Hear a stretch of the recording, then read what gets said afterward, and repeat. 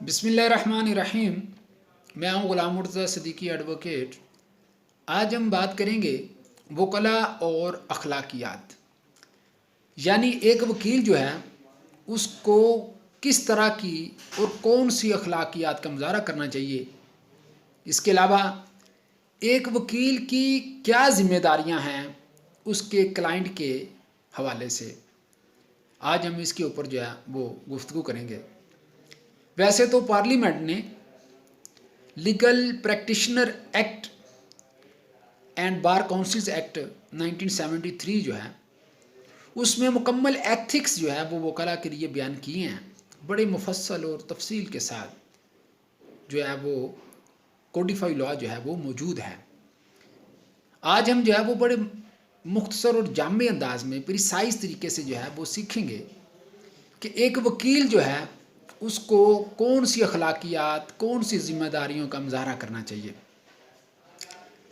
सबसे पहले बात ये है कि हमारा जो माशरा है, हम अपने माशरे में एक दूसरे के साथ मुंसलिक होते हैं, मामलात करते हैं। जब आप मामलात करते हैं तो मामलात में यकीनी तौर पर आप लेन देन करते हैं। तो जब आप लेन देन करते हैं तो लेन देन के मामलात में तनाज़ात का पैदा होना ये कोई बाइद नहीं है, ये होता है। और जब मामलात में तनाज़ात पैदा होते हैं तो फिर उसके सलूशन के लिए या तो हम अपने ताई कोशिश करते हैं कि तनाज़ात को हल कर लिया जाए। अगर अपने ताई हम कोशिश करने के बावजूद मामले को हल नहीं कर पाते तो फिर हम अदालत का दरवाज़ा खटखटाते हैं और अदालत में हम जाते हैं।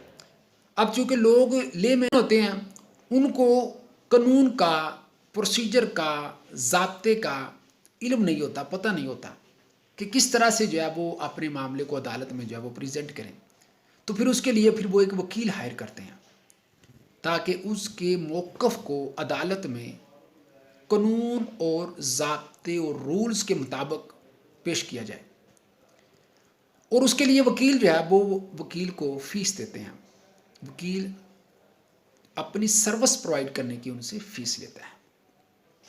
बाज़ लोगों का ख्याल होता है कि हमने वकील करवा लिया है तो हमने उससे हर सूरत वो हमारे फेवर में फ़ैसला होना चाहिए। मिसाल के तौर पर अगर किसी बंदे ने कोई वकील हायर किया है कि हमने ज़मानत करवानी है तो वो ये समझता है कि अब हर सूरत ज़मानत होनी है, या अगर स्टे के लिए आया हो तो हर सूरत स्टे होना चाहिए।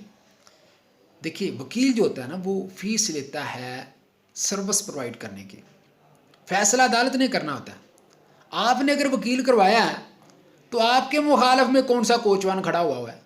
आपके मुखालफ भी वकील है, उसने भी फ़ीस ली हुई है। वकील का जो फ़ीस लेता है वो बुनियादी तौर पर आपके मौक़िफ़ को अदालत में आइन, कानून, ज़ाब्ते और रूल्स के मुताबिक पेश करने की फ़ीस लेता है। ये नहीं फ़ीस लेता कि फ़ैसला जो है वो लिख के मैंने देना है।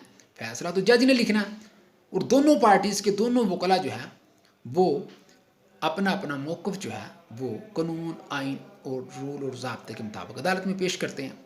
तो इस चीज़ की जो है वो वकील आपसे फ़ीस लेता है। तो बाज़ लोगों का ख्याल होता है कि शायद हमने अब वकील करवा लिया तो अब हर सूरत जो है वो हमें काम होना चाहिए।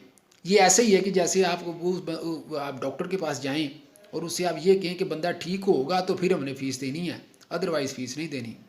हालांकि आप जो है वो मेडिकल स्टोर पे चले जाएं और दवाई लें और कहेंगे कि भाई हम दवाई खाते हैं, अगर हम ठीक हो गए तो फिर हम आपको पैसे दे देंगे, वरना हम पैसे नहीं देंगे। तो इस तरह से नहीं होता। वकील जो है या डॉक्टर जो है वो अपनी सर्विस प्रोवाइड करने की जो उसकी जो एक्सपर्टीज़ होती है, जिसकी उसकी एजुकेशन होती है, उसकी सर्विस प्रोवाइड करने की वो आपसे फ़ीस चार्ज करता है। तो अब वकील जो है उसको कौन से अखलाकियात और ज़िम्मेदारियों का मुज़ाहरा करना चाहिए, ये हमारा आज का मौजू है। वकील जो होता है, जो यंगस्टर होता है, वो जब तलीमी अदारे से तालीम मुकम्मल करके वो प्रैक्टिस के लिए वो अदालत में, कचहरी में आता है, तो अब चूँकि उसके पास वो बिल्कुल नया होता है, पढ़ाई से पढ़ पढ़ के वो थका होता है और आते ही वो सियासत में, क्योंकि हर साल वकला के इलेक्शन होते हैं, اور وہ سیاست میں انوالو ہو جاتا ہے اور اپنا مستقبل تباہ کر لیتا ہے. کسی کا جونیئر رہنے کے لیے بھی کچھ عرصہ ہوتا ہے. آپ اس پیریڈ کے دوران اگر آپ جونیئر شپ کر لیں ادروائز اس کے بعد پھر آپ ایسے بھی شرم محسوس کرتے ہیں کہ اب آپ کس سینئر کے پاس بیٹھے ہیں. تو پہلی ذمہ داری یہی ہے کہ آپ جب کچہری میں آئیں تو آپ سب سے پہلے پریکٹس کے اوپر فوکس کریں، سیاست نہ کریں. اگر آپ پریکٹس نہیں کریں گے، یہ آپ اس کی مثال پریکٹس کی اہمیت اس سے اندازہ لگا لیں کہ ایک بندہ جو ہے وہ جہاز اڑانے کا ایک کتاب میں اگر طریقہ لکھا ہوا ہے اور وہ بندہ اس کو زبانی یاد کر لے، رٹا مار لے، جیسے قرآن پاک کو 5 سال کا بچہ بھی رٹا مار کے یاد کر لیتا ہے، تو اس طرح سے جہاز اڑانے کا، ہوائی جہاز اڑانے کا طریقہ آپ اس کو یاد کر لیں، رٹا مار لیں کہ مجھے جہاز اڑانے کا مکمل طریقہ یاد ہو گیا، اور اس کے بعد آپ چلے جائیں کہ لاؤ بھائی جہاز اب میرے حوالے کر دو، اب میں جہاز اڑا کے دکھاتا ہوں کیونکہ میں نے جہاز اڑانے کا مکمل طریقہ یاد کر لیا. جہاز تو دور کی بات ہے، آپ محض طریقہ سیکھ کے یاد کر کے آپ موٹر سائیکل نہیں چلا سکتے. اسی طرح سے اگر کوئی بندہ جو ہے وہ کسی آنکھ کا آپریشن کرنے کا کسی کتاب میں مکمل طریقہ لکھا ہوا ہے اور وہ محض اس کو یاد کر لے اور یاد کرنے کے بعد کہ کیا میں آنکھ کا آپریشن کر لیتا ہوں، تو ایسا نہیں ہوتا. اسی طرح سے آپ اگر LLB کی ڈگری آپ نے لے لی ہے تو اس کا مطلب یہ نہیں ہے کہ اب آپ وکیل بن گئے ہیں. وکیل بندہ پریکٹس سے ہوتا ہے. وہ آپ نے LLB میں آپ نے تھیوری پڑھی ہے، اب اس تھیوری کی آپ پریکٹیکل جو ہے وہ آپ نے عدالتوں میں کسی سینئر کے پاس آپ نے بیٹھنا ہے اور ان کے ساتھ آپ نے انگیج رہنا ہے اور آپ نے قانون کے اوپر مکمل پریکٹیکلی دسترس حاصل کرنی ہے. تو وکیل کے لیے پہلی جو ذمہ داری ہے وہ یہی ہے کہ اس کو قانون کے اوپر مکمل طور پر دسترس حاصل ہونی چاہیے. نمبر 2، وکالت جو ہے یہ ایک بڑا مقدس پیشہ ہے. وکالت ایک مقدس پیشہ ہے، اس کا ایک معیار ہے. وکیل کو چاہیے کہ اس مقدس پیشہ کو اس کے بلند معیار پر ہی فائز رکھے، اور وہ اسی وقت ممکن ہے کہ جب اس کی نیت ظلم کا خاتمہ اور حقوق کا حصول ہو. یعنی آپ وکالت صرف 2 مقصد کے لیے کریں. اس کو وکالت صرف 2 کام کے لیے کرنی چاہیے. نمبر 1، ظلم کا خاتمے کے لیے مظلوم کا ساتھ دے، اور نمبر 2، کسی کو اس کا حق نہیں مل رہا تو اس کے حق کے حصول کے لیے جو ہے نا وہ اس کی مدد کرے. بلکہ قرآن کریم میں بھی ہے کہ انصاف کے لیے جد و جہد کرنی چاہیے.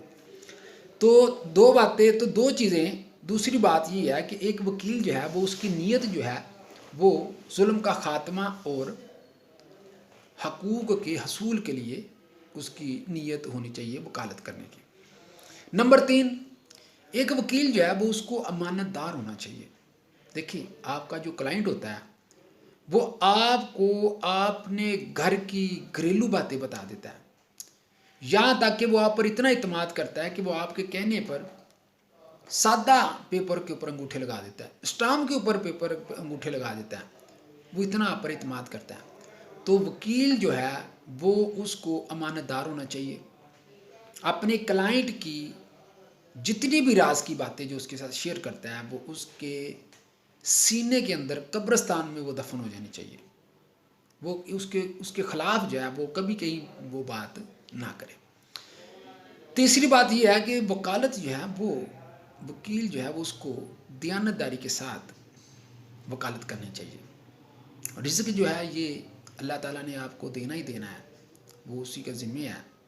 تو اب کبھی بھی فراڈ، جھوٹ، بے ایمانی، دغا، اس طرح کے معاملات میں جو ہے وہ وکالت جو ہے وہ نہیں کرنی چاہیے. لوگ اگر آپ کے پاس کوئی کلائنٹ جو آتا ہے وہ مشورہ لینے کے لیے، تو یہ نہیں ہونا چاہیے کہ آپ راستے میں جا رہے ہیں تو راستے میں کوئی آپ کو کھڑا کر لے اور آپ کے ساتھ مشورہ کرنا شروع کر لے.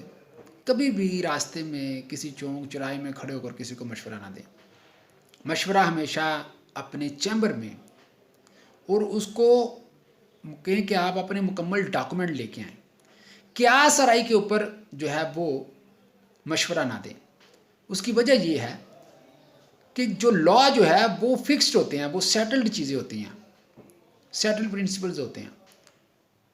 ان کے اوپر آپ اگر مشورہ اگر حالات کے اوپر دیں گے تو کل کو تو حالات بدل سکتے ہیں، لیکن لا تو نہیں بدلتا.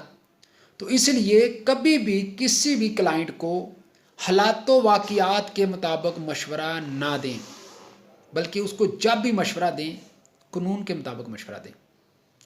ہو سکتا ہے کہ حالات جو ہیں وہ آج اس کی فیور میں ہو، کل اس کی فیور میں نہ ہو سکتا ہے کہ ایک بندہ آج جو ہے وہ اس کے ساتھ کھڑا ہے، اس کو کہتا ہے ٹھیک ہے میں تمہارے حق میں آ کے وہ گواہی دے دوں گا، اور ہو سکتا ہے کہ جب وہ کیس چلے 6 ماہ بعد اس کی ضرورت پڑے تو وہ دوسری پارٹی کے ساتھ وہ منحرف ہو جائے، وہ دوسری پارٹی کے پاس چلا جائے اور وہ گواہی دینے کے لیے نہ آئے، تو پھر آپ کیا کریں گے؟ تو اس لیے حالات و واقعات کو مد نظر رکھ کر جو ہے وہ مشورہ نہ دیں، بلکہ مشورہ جب بھی دیں اپنے کلائنٹ کو قانونی مشورہ دیں، کیونکہ قانون جو ہوتے ہیں وہ سیٹلڈ پرنسپلز ہوتے ہیں، وہ تبدیل عمومی طور پر نہیں ہوتے. اب جو ہے ایک وکیل جو ہے اس کو 3 چیزوں کے اوپر دسترس ہونی بہت ضروری ہے. نمبر 1، اس کو تاریخ کے اوپر، تاریخی معاملات کے اوپر، تاریخ کے اوپر دسترس، لٹریچر کے اوپر دسترس ہونی چاہیے اور ریاضی کے اوپر دسترس ہونی چاہیے. یہ 3 چیزیں نہایت ضروری ہیں. تاریخ کے اوپر جب دسترس ہوگی تو اس کو تاریخی واقعات کا جب علم ہوگا، ایک قانون کا بیک گراؤنڈ اس کو پتہ ہوگا کہ یہ قانون کیوں لیجسلیٹ کیا گیا، اس کی تاریخ کا اس کو علم ہونا چاہیے. جب آپ کو کسی قانون کی روح کا، اس کے مقصد کا پتہ ہوگا تو آپ اس کو بہتر طریقے سے اپنے مطلب کے لیے آپ اس میں سے چیزیں جو ہیں وہ نکال سکتے ہیں. پھر لٹریچر، ادب، یہ نہایت ضروری ہے، کیونکہ لٹریچر آپ کو بولنا سکھاتا ہے. ایک چیز ہوتی ہے انسان کے ذہن کے اندر ہوتی ہے خیالات کی صورت میں، خیالات کو الفاظ یہ لٹریچر دیتا ہے. تو اس لیے وکیل کو چاہیے کہ وہ ادب کی، شاعری کی کتابیں جو ہیں وہ پڑھتے رہنا چاہیے، قانون کے علاوہ بھی. پھر اس کے علاوہ میتھمیٹیکلی، ریاضی کے اوپر جو ہے وہ اس کو ماہر ہونا چاہیے، کیونکہ بے شمار معاملات میں، مثال کے طور پر اگر کسی کے حصص وغیرہ وراثت کے تقسیم کے معاملات میں اگر کس کا کتنا حصہ بنتا ہے تو وہ میتھ کے ذریعے نکالے گا. وہ اگر زمینیں ہیں تو وہ کنال کیا ہوتے ہیں، مرلے کیا ہوتے ہیں، پھر جو بھی مطلب کہ رینڈیشن آف کاؤنٹ کے معاملات ہوتے ہیں. تو یہ وکیل جو ہے وہ اس کو میتھ کے اوپر بھی مکمل دسترس ہونا چاہیے. اب جو ہے بعض لوگ یہ سوال کرتے ہیں کہ کیا وکیل جو ہے وہ اس کی جو کمائی ہے وہ جائز ہے؟ دیکھیں، بالکل سمپل سی بات ہے، یہ کسی پڑھے لکھے بندے ہے، یہ ایک عام آدمی کو بھی اس چیز کا ادراک اور شعور ہوتا ہے، کیونکہ اللہ تعالیٰ نے انسان کی فطرت کے اندر جو ہے وہ یہ ہدایت رکھی ہوئی ہوتی ہے. اگر تو وہ بے ایمانی، جھوٹ، فراڈ، جعلی ڈاکومنٹ، اس طرح کے معاملات میں اگر وہ وکالت کرے گا تو یقینی طور پر وہ جتنی بھی اجرت ہوگی اس مد میں وہ ساری حرام ہوگی. لیکن اگر وہ درست اور صحیح طور پر صرف 2 ہی مقصد ہیں وکالت کے، کسی کو اس کا حق لے کر دینا جائز، اور دوسرا اگر کسی کے ساتھ ظلم اور زیادتی ہوئی ہے تو ظلم اور زیادتی کا خاتمہ کرنے کے لیے، تو پھر اس صورت میں اگر کوئی چیزیں جو قانونی طور پر ضروری ہوتی ہیں تو ان کو بعض اوقات وکیل پلانٹیڈ کر لیتے ہیں. مثال کے طور پر اگر کسی کا مرڈر ہوا ہے تو اب موقع پر تو گواہ کوئی نہیں ہوتا، تو اس صورت میں گواہ حالات و واقعات کے مطابق وہاں پر کھڑے کر لیے جاتے ہیں. تو اس صورت میں جہاں پر قانونی تقاضا ہو تو وہاں پر اس حد تک جو ہے وہ ایگزیمپشن ہوتی ہے کہ آپ کسی کا حق جو ہے وہ کس طرح سے لے کر دیتے ہیں۔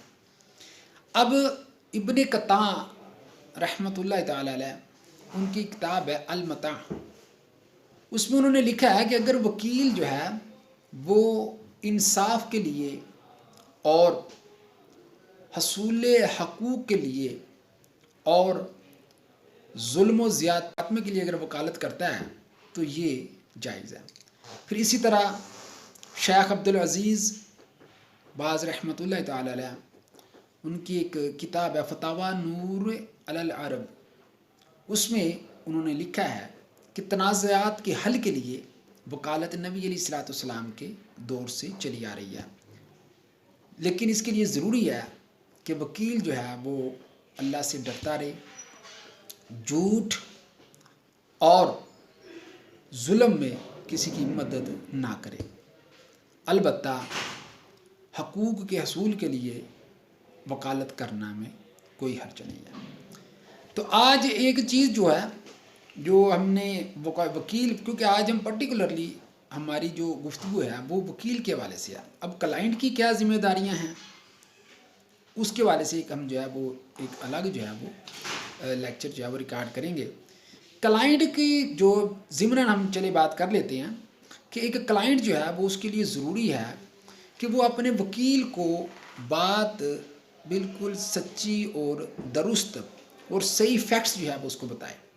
اگر وہ مکمل طور پر صحیح و درست فیکٹس اپنے وکیل کو نہیں بتائے گا تو پھر وہ اس طرح سے وہ اس کا مقدمہ جو ہے وہ صحیح طرح سے پریزنٹ نہیں کر سکتا۔ یہ ایسا ہی ہے کہ اگر آپ اپنے ڈاکٹر کو اپنی مکمل بیماری کے بارے میں نہیں بتائیں گے تو پھر آپ کا علاج بھی مکمل طور پر صحیح طریقے سے نہیں ہو سکتا۔ تو اب وکیل جو ہے وہ اس کو چاہیے کہ وہ اپنے کلائنٹ کو مشورہ جو ہے وہ صحیح مشورہ دینا چاہیے۔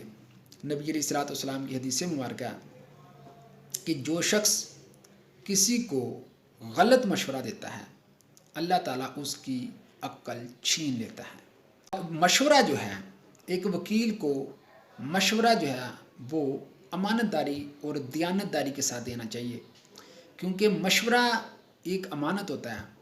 آپ اس چیز کی لالچ نہ کریں کہ چلیں اس کو میں کسی طریقے سے ٹریپ کروں اور یہ کیس جو ہے وہ میں کرنے کی کوشش کروں۔ بعض ہوتے ہیں دو وکیل جو ہے وہ اس طرح سے کرتے ہیں، لیکن آپ جب دیانت داری سے اس کو صحیح مشورہ دیں گے کہ آپ کا کیس نہیں بنتا اور وہ چلا جاتا ہے کیونکہ اس نے نیت کی ہوتی ہے، ذہن بنایا ہوتا ہے کہ میں نے کیس کرنا ہی کرنا ہے، اور پھر وہ کسی دوسرے وکیل کے پاس چلا جاتا ہے اور دوسرا وکیل اسے فیس لے کے اس کا کام کر دیتا ہے اور اس کا کیس خارج ہو جاتا ہے، پھر اس کو یاد آئے گا آپ کی بات کو کہ وہ جو پہلا وکیل تھا اس نے جو ہے وہ مجھے بالکل صحیح اور درست مشورہ دیا تھا کہ آپ کا کیس نہیں بنتا، تو کم از کم وہ پھر اس کو احساس ہو جائے گا۔ تو اس طرح بات جو ہے وہ مشورہ جو ہے وہ ہمیشہ صحیح و درست دینا چاہیے۔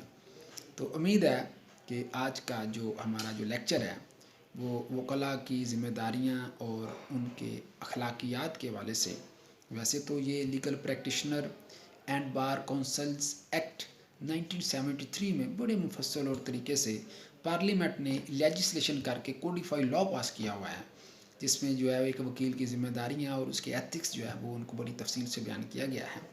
تو ہم نے آج جو ہے وہ بڑی ادنا سی کوشش کر کے اس کو چند منٹوں میں جو ہے وہ سم اپ کرنے کی کوشش کی گئی ہے۔